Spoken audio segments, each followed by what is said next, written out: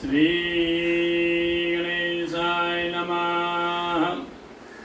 नारायणं नमस्कृत्यं नरं चैव नरोत्तमं देवी सरस्वती व्यास ततो जयमुदीरयते। नमो सुनन्ताय सहस्रमूर्ते सहस्रपादाक्षिशिरोर्भावे सहस्रनाम्ने पुरुषाय सहस्रते सहस्रकोटियुगधारणे नमः। नमः कमलनाभाय नमस्ते जलसायने नमस्ते केशवाय वासुदेव नमोस्तुते।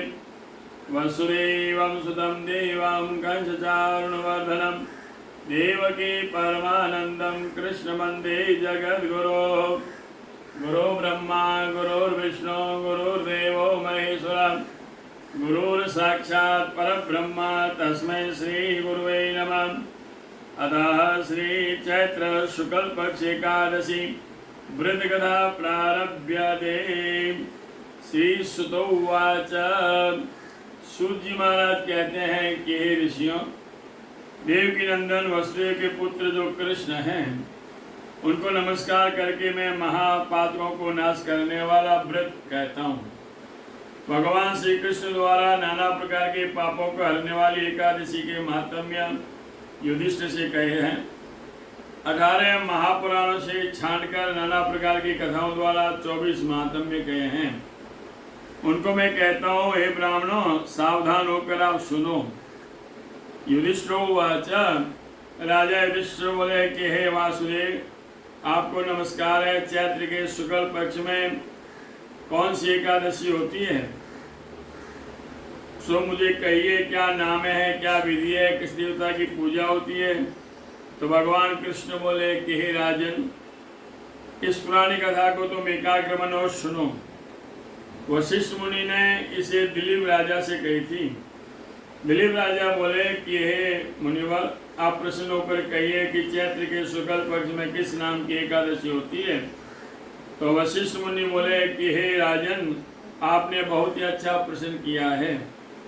यह एकादशी अति पवित्र है और पाप रूपी ईंधन के लिए दवानल है। हे राजन, पापों को नाश करने वाली, पुत्र को देने वाली इस कथा को तुम ध्यान लगा के सुनो। इस एकादशी का नाम कामदा एकादशी है, सब पापों को हरने वाली। पहले मनोहर रत्न स्वर्ण का एक रत्नपुरी में मत्स्य उदत्त पुंडरीक नाम का नाग रहता था। ऐसे शेष नागों में से युक्त है। उस पूर्वी में पुंडरीक नामक राजा राज्य करता था। वह राज्य गंधर्व किन्नर था, अप्सराओं द्वारा सेवित था। ललिता नाम की अप्सरा एक शेष अप्सरा थी और ललित नाम का एक गंधर्व था। वे दोनों स्त्री पुरुष प्रतियुक्त होकर काम द्वारा पीड़ित हो गए। धन धान्य से युक्त जो अपना घर था उसमें सदा विहार करने लगे। ललिता के हृदय में सदा पति का वास रहता था और ललित के मन में सदा ललिता स्त्री बसती थी। एक बार पुंडरीक आदि गंधर्व सभा में स्थित होकर क्रीड़ा कर रहे थे और वह ललित और स्त्री से बिना उस समय गान कर रहा था। उस ललिता के बिना उनकी जीव ललिता के स्मरण से पदबंधन में स्वखलित हो गई। नागों में शेष कर्कोटक उसने ये मन का भाव जानकर परम बंधन में गिनती की पुंडरीक से कहा, वहाँ काम द्वारा व्याकुल है। चित्त जिसका से ललित को पुंडरीक ने श्राप दिया, अरे दुर्गति, तू कच्चे मांस को खाने वाले, पुरुषों को खाने वाला राक्षस हो जा। मेरे आगे गाता हुआ भी तुम काम के वश में रहा।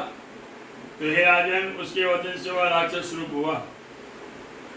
उसका मुंह भयानक हो गया, नेत्र बिगड़ गए जैसे देखने ही भय लगता है, और उसकी बाहें 4 कोस लंबी हो गई। उसका मुख भयानक हो गया, कदरा के समान, सूर्य चंद्रमा के समान नेत्र हो गए। गिरवा पर्वत के समान नाक छेद गुफा के समान हो गए।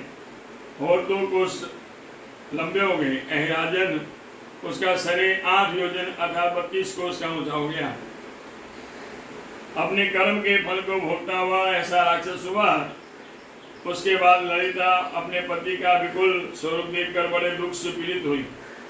मन में चिंता करने लगे, क्या करूं, कहाँ जाऊं, मेरे पति पाप से पीड़ित हो गए हैं।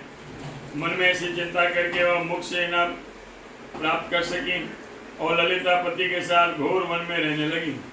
कामरूप और राक्षस घोर वन में भ्रमण करने लगा। निर्दयी पापों को रथ बुरे रूप को प्राप्त करके मनुष्यों को भी वह खाने लग गया। दुखी हुआ राक्षस रात दिन सुख न प्राप्त करता। इस प्रकार पति को देखकर बहुत दुखी ललिता रोती हुई उसके साथ घोर वन में फिर रही थी। एक बार अनेक कौतुकों से युक्त विद्याचल के शिखर पर वह पहुंच गई। वहां श्रृंगी ऋषि मुनि का शुभ आसन था। ललिता वहां शीघ्र गई और विनय से नम्र होकर स्थित हुई। उसे देखकर मुनि बोले कि हे सुभागिनी, तुम कौन हो, किसकी बेटी हो, यहाँ क्यों आई हो, मेरा के सत्य कहो। तब ललिता बोले, हे महाराज, मैं वीर धनवा नाम गंधर्व की बेटी हूँ, ललिता मेरा नाम है, मैं यहाँ पति के लिए आई हूँ। हे मामुने, मेरे पति श्राप से दोष से राक्षस हो गए हैं। वह भयानक रूप बुद्धाचार्यों की हालत देखने में मुझे सुख नहीं मिलता। हे प्रभु, इस समय मुझे शिक्षा दें, कोई प्रायश्चित बतावें जिसके पुण्य से वे राक्षस योनि से छूट जाए। तो ऋषि बोले, हे अम्बालु, चैत्र के शुक्ल पक्ष में एकादशी का समय आई है। इसका नाम है कामदा। इसके व्रत को करने से मनुष्य की कामना पूरी होती है। हे बद्रे, इसका व्रत मैं विधि पूर्वक कहता हूँ। इसके व्रत का पुण्य वही तो अपने पति को दे देना। उस पुण्य के देने से क्षण मात्र में उसका साप दोष शांत हो जाएगा।